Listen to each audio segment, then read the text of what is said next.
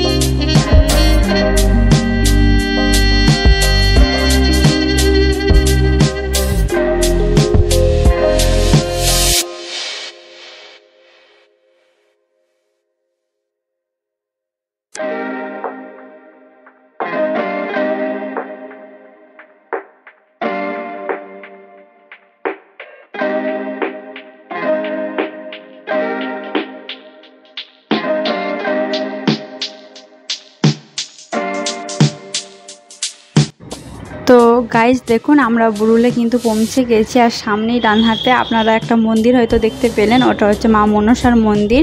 তো বুরুলে আপনারা যদি বাইকে এসে থাকেন তাহলে বাইকটা ভাবে নিচে নিয়ে চলে আসবেন, এখানে রাখলে সেফটি বজায় থাকবে।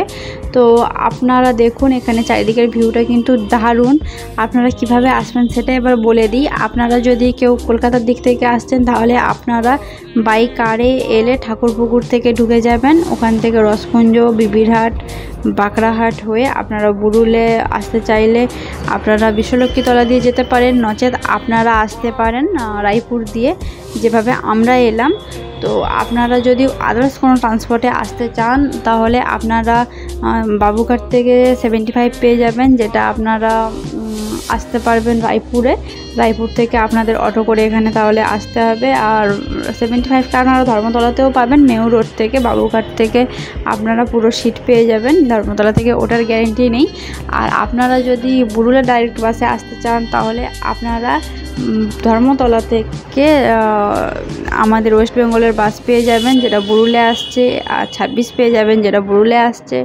আপনারা যদি তার থেকে কমফর্টেবলভাবে আসতে চান আপনারা চাইলে ওলা উবের করে বাঁকড়াহাটে এসে আপনারা অটো করে আসতে পারেন। আর আপনারা যদি অটোতেও আসতে চান সেটাও আসতে পারেন। আপনারা যদি বজবজের দিক দিয়ে আসেন তাহলে আপনারা মাঝেরহাট লোকাল ধরে বজবজে আসবেন, বজবজ থেকে আপনারা এখানে ম্যাজিকে অটোয় আসতে পারেন।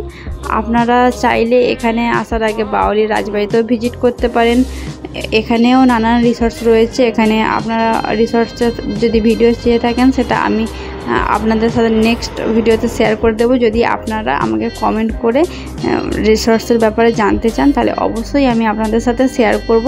আর এখানের ভিউটা কিন্তু দারুণ, আপনারা এখানে চাইলে ঘন্টা চারেক অনায়াসেই কাটাতে পারেন। আর এখানে আপনারা রিসর্টসের যদি লাঞ্চ বুক করে আসেন তো রিসর্টসের লাঞ্চ করতে পারেন। ওই দিকটা আছে মহিলাদের জন্য টয়লেট, আর এখানে আছে নানান স্টল।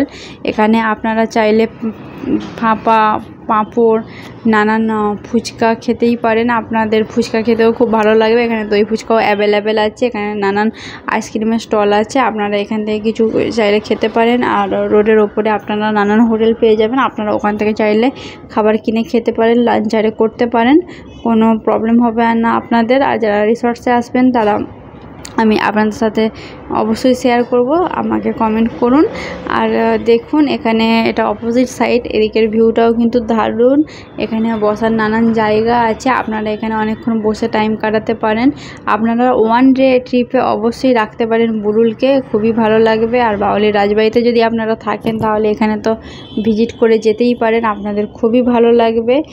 তো আপনারা জানেনই বাউলির রাজবাড়িও কতটা দারুণ, আর আমাদের বুরুলের ভিউটা দারুণ। এখান থেকে চাইলে আপনারা 58 গেটে যেতে পারেন, 58 গেটের যে টিঘাটের সময়সীমা আপনারা ওখানে পেয়ে যাবেন। 58 গেটে একটা ছোট পার্ক আছে যেটা আপনাদের খুব ভালো লাগবে, আপনারা চাইলে একটু 58 গেটে ঘুরে আসতে পারেন। আপনারা এখানে নৌকা বিহার করতেই পারেন নৌকা ভাড়া করে। আর এটা একটা ছোট্ট জলাশয়, ডোবা টাইপের, এখানের জলটাও খুব দারুণ। আর এখানে একটা ছোট্ট নৌকা আছে, আপনাদের সাথে শেয়ার করে দিলাম। আপনারা পুরো ভিডিওটা দেখতে থাকুন, আপনাদের খুবই ভালো লাগবে।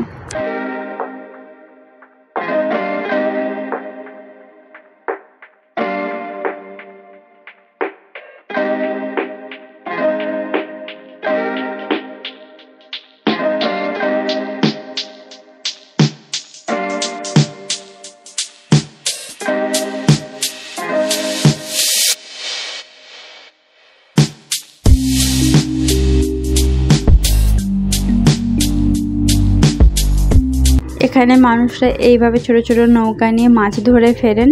তো আপনারা চাইলে রায়পুর দিয়ে যদি ফিরে থাকেন আপনারা গঙ্গা টাটকা ইলিশ কিনে নিয়ে যেতেই পারেন, না অন্যান্য মাছও পেয়ে যাবেন, বাট ইলিশের স্বাদ তো আপনারা জানেনই, আপনাদের খুবই ভালো লাগবে। আর টাটকা মাছের তো জবাব নেই, রায়পুরের ইলিশ খুবই টেস্টি, আপনারা একবার ট্রাই করতে পারেন।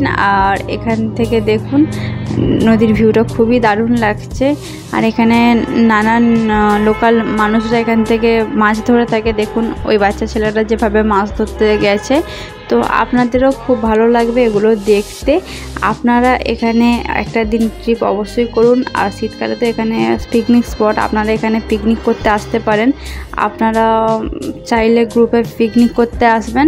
তো এখানে পিকনিক করারও উপযুক্ত জায়গা এটা। এখানে আপনারা অবশ্যই পিকনিক করতে আসুন। আর আজকের ভিডিও আমি এখানেই এন্ড করছি। দেখা হবে আপনার সাথে নতুন এক ভিডিও নিয়ে। ততক্ষণ বাই।